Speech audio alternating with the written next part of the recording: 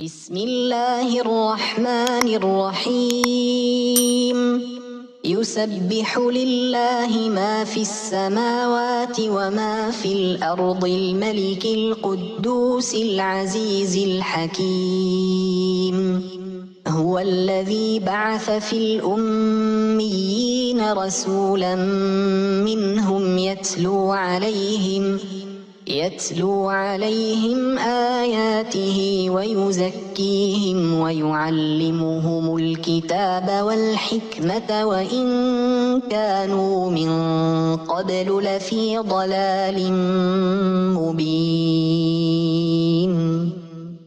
وآخرين منهم لما يلحقوا بهم وهو العزيز الحكيم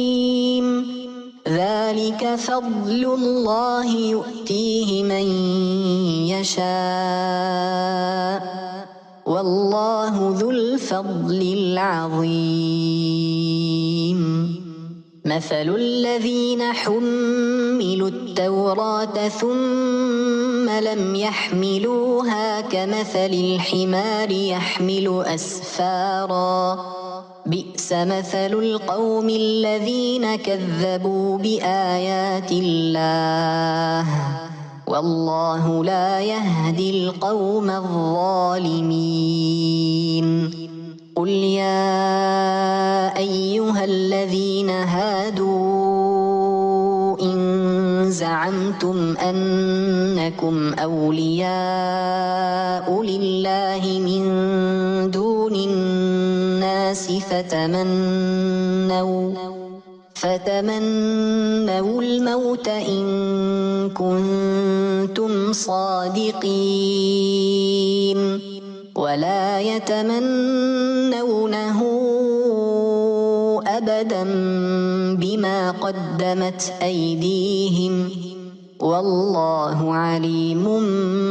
بالظالمين قل إن الموت الذي تفرون منه فإنه ملاقيكم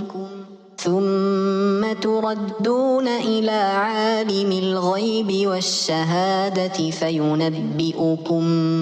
بما كنتم تعملون يا أيها الذين آمنوا إذا نودي للصلاة من يوم الجمعة فاسعوا إلى ذكر الله وذروا البيع ذلكم خير لكم إن كنتم تعلمون فإذا قضيت الصلاة فانتشروا في الأرض وابتغوا من فضل الله واذكروا الله كثيرا لعلكم تفلحون وإذا رأوا تجارة أو لهوا انفضوا إليها وتركوك قائما قل ما عند الله خير من اللهو ومن التجارة